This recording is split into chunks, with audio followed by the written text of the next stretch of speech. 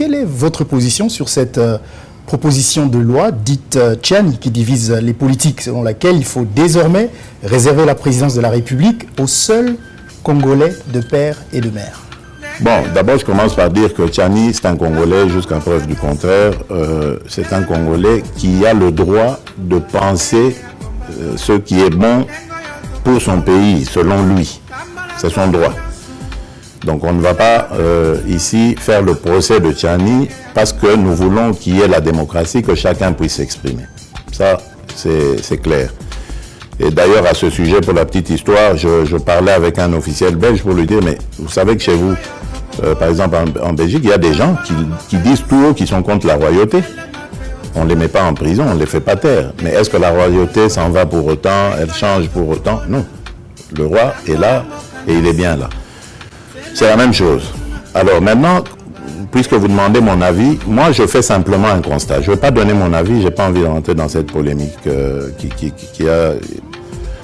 cette loi, enfin cette proposition de loi même a suscité.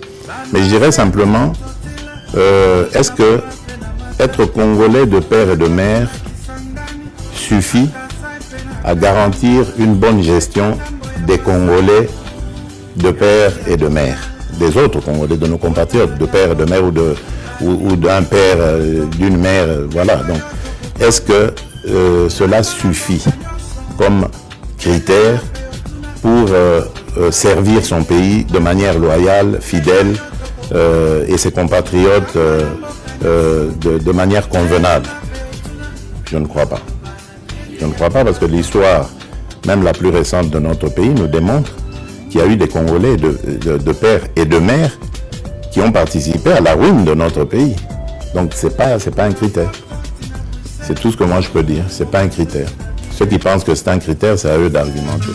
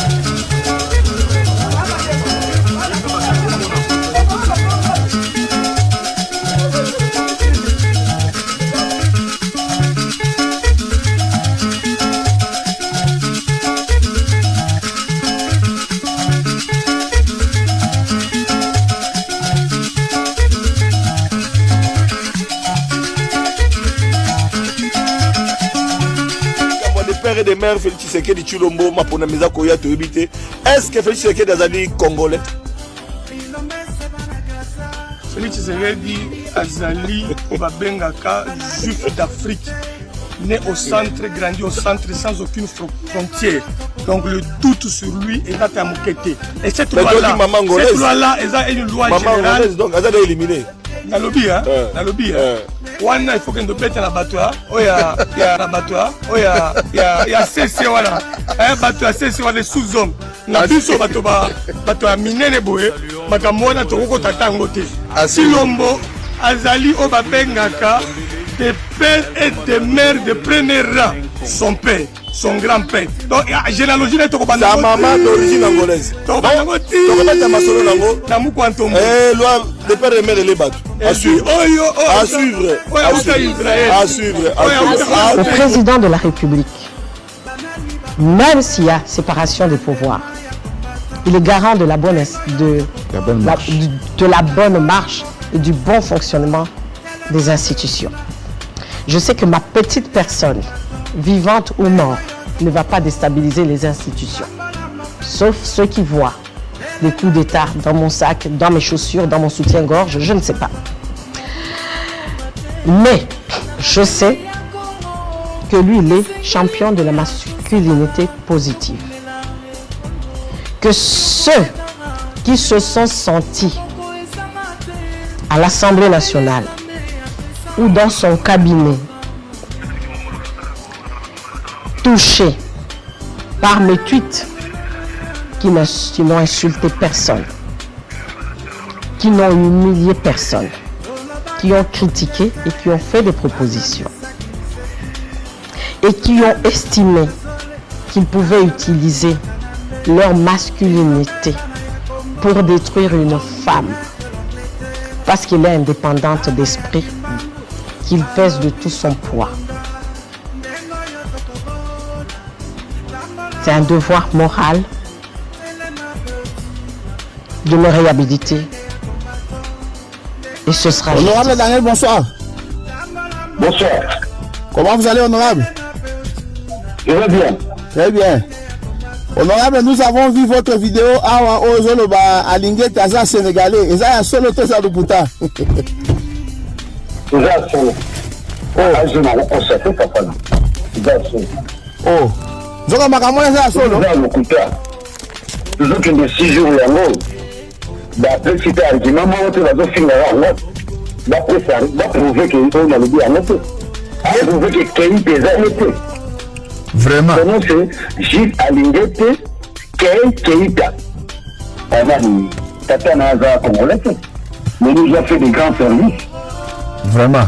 Mais Nana Loba. Ah, Nana Loba. Azalikoya pona Congo. Azalikoya mukwege azana nzela. Pe alobi nanu te bafatigansi baleli. Azalikoya azana nzela. Arame bisote. À sa journée bisoté, à tribaliser bisoté, donc on votait. Congolais n'y surtout, à moins que aux à la penza fanatique, au batmusua benga fanatique, à moins que aux à la bongo. Mais ce que ça Congolais, tu as sentiment pendeni, tu mets ta passion de côté, tu regardes la situation actuelle du pays, et va passer. Tu dois comprendre que, au-delà du fait qu'on veut violer la constitution, on vise Moïse Katumbi Tchapé parce qu'il fait peur au pouvoir. C'est que l'on vous met mal à l'aise. Non, ça ne nous met pas mal à l'aise, ça nous énerve. Moïse n'est pas dans la loi, le communicateur de l'IDPS cite nommément tous les leaders métis. Non, c'est une fixation. Bateau, bazo pointé na misapiona, bazalaka ba Congolais tant que bando sunga bango, bazalaka ba Congolais tant que bando voyager ensemble, bazalaki ba Congolais tant bando mudisa Kabila elongo. Lelo parce que bato wana pe balobi biso pe tokoki kokamba mboko balingi bakoma ba étranger. Mwana mboko abutami na papa na ye congolais, maman na ye congolaise, c'est celui-là qui doit être élu président de la République. Bon, oh ya bato bauta babengi bango bakuya. Bon, mon cher, est-ce que bato ya mayele bazangia na Congo? Hein? Il y a des gens intelligents dans notre pays qui peuvent détenir la présidence. Ils étaient que Moutouye, Kaka, ceci, yo soko botamia, le personnel d'abord est condamné. Le personnel est condamné pour Bazali, Congolais authentique. Vous voyez? Alors, bah poste au Moussous, bah gouverneur, le coup là, bah tout Moussous Bazali, bah gouverneur, même ministre, au coup ça là, Kaka présidence. Président, c'est ça qu'on a des Congolais authentiques de père et de mère. C'est tout. Mobutu et Mokwa Lubaka. Entre amis et frères. Le choix est clair. Il faut d'abord tout appuyer. Les Congolais d'abord authentiques. Il y a un négociani, les Américains. Banane, les Américains. Après que la vie sonne les solos qui est. Ah, Zéla n'a pas de il faut voter l'eau pour nous Zéla Bandundu qui chasse ça. Après que la vie sonne qui est. Ah, bato bazalaka kuna na isele na maluku bana courante bana mai te totela bango courant biloko ko soulever yango wana. Ah, Congolais aza chaque jour babundaka na transport banyoko maka tout ça la bango métro biloko ko poser yango wana. Yo akoyola biso loi les pères et les mères. Tozalaki na Mobutu akina Kabila les pères, akina Kabila les fils. Biloko wana toyebaki on doit vivre ensemble parce que biso déjà nzamba asala biso na Congo wa motema ya bolingo kobongisa mboka oyo eyingolo bateke ozala d'origine congolais. Lelo toana ba d'origine congolais pendant les pères et les mères mais bapiller mboka en désordre. Mais loi kokabola wana eza penda passe. Parce que toza tokangami na bangolais, tokangami na batanzanien, tokangami na barwandais, tokangami na baugandais. Soki lelo ndeko na biso mwasi aki abali ugandais wana, bana wana baza bakongolais. So likamba kokabola mboka eza wapi?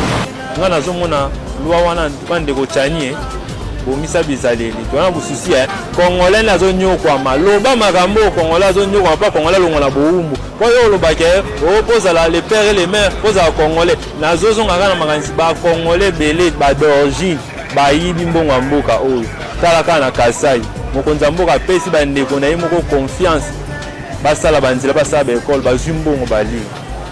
Soko tali sune poka président Kabila uta lela bina zangi ata muto osala nayi. Kaka biso ba Congolais loi Tchani ekokabola mboka na problème ni. Namonaka mbongo lokola ye moko pe azaka na ye Congolais te. Ambongo soki otali on dirait azaka centrafricain to ndenge nini toyebi te. Bon akoyebisa biso loi Tchani ekokabola mboka na problème ni. Balobi ke loi wana ezali mpona koprotéger l'institution où il y a clé. La résidence générale, premier ministre, ministre de la finance et de la défense. Bon, ils ont mabé la ligne. À la Kisabiso, hier, si ka monique ils ont mabé. À la canal télévision, à la Kisake mabé, ils ont isika boyoboyeto yokaye, ils ont mabé la ligne. Mais là, bazo l'ingaba balkaniser mboka kuna. Hier, à Salini Nikuna. Et là, on a apporté du son à l'Est. Ce qui a été la balkanisation. Ça, la balkanisation, il y a un Bénin. Il que Congo est Malili. Oyo, bango moko ba Congolais bafanda kanase ya Malili wana te. Malili wana ezali pona bato mosusu. Mais ba Kolomboka bazaka na se Malili wana te. Et c'est ça normal. Fierdole ya mbongo akozala na mwa raison. Poni Tchani ndenge avandi wana Tchani auti poto ayawa. Pona kosala lwa te kino baloko ta ba biloko salito yo. Baki ndo kwa kango te. So te bito ya ndabango nyoso tu na ba Tchani na bango nyoso tu bato bazawana. Ngala zwi diplôme na Rwanda. Ye Tchani zo diplôme. Tchani Christian Mando dit avoir alerté le chef de l'État et le gouvernement. Le débat autour de la proposition de loi Tchani, limitant l'accès à certaines fonctions de l'État aux Congolais nés de père et de mère, est loin de toucher à son terme. Accusé d'avoir tenu de propos ségrégationnistes le week-end dernier, l'ancien ministre d'État au plan, Christian Mando indique que ces propos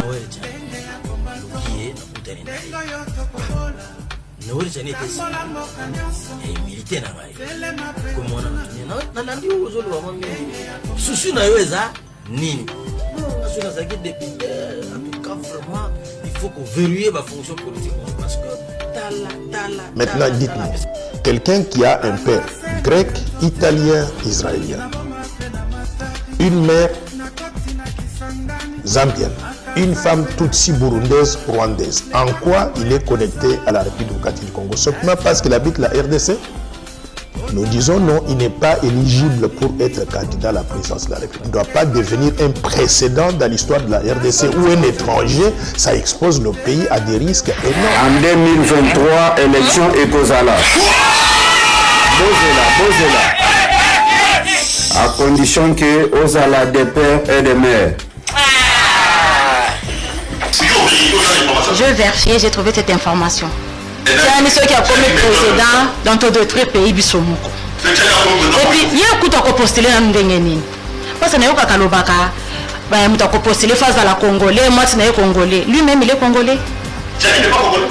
Posez-lui la question s'il est Congolais. Non mais il était ici, je lui ai posé la question. Et vous avez dit il est Congolais? Oui, Tchani est Congolais. Ah bon? Moi je suis Congolaise. Si on a beau dire moi en Congo, la femme doit avoir quelle nationalité?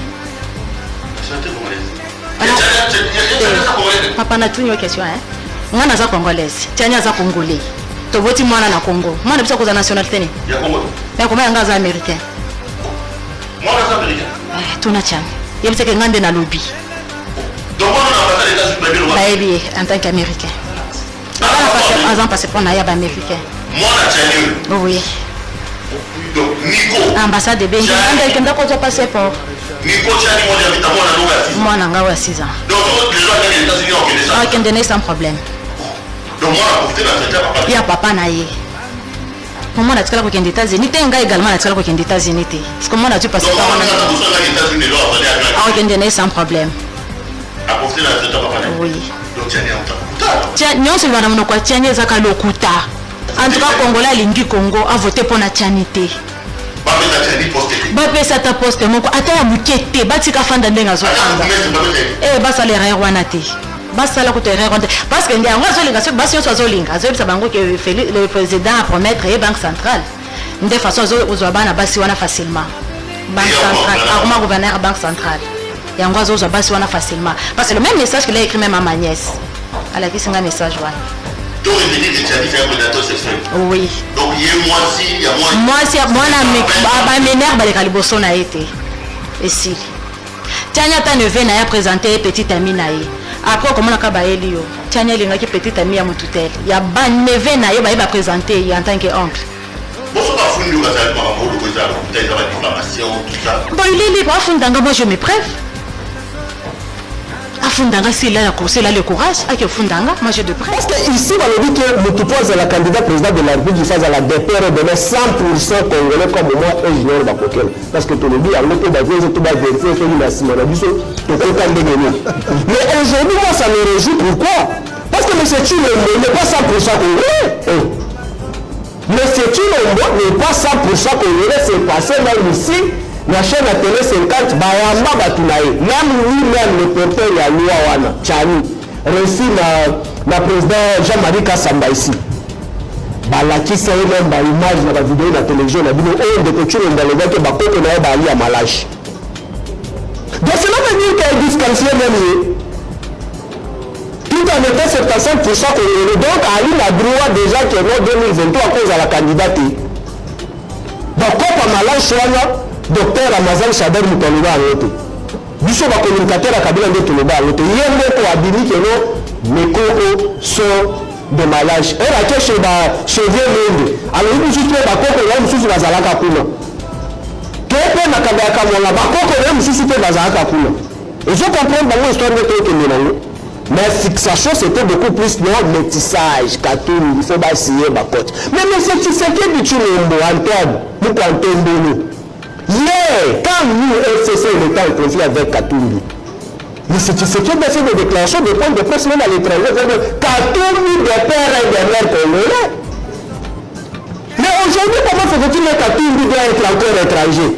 Voilà place pour les gens de la Congolais. Katumbi étranger. As-tu déjà vu Katumbi étranger? A-t-il pour s'enrôler officiellement?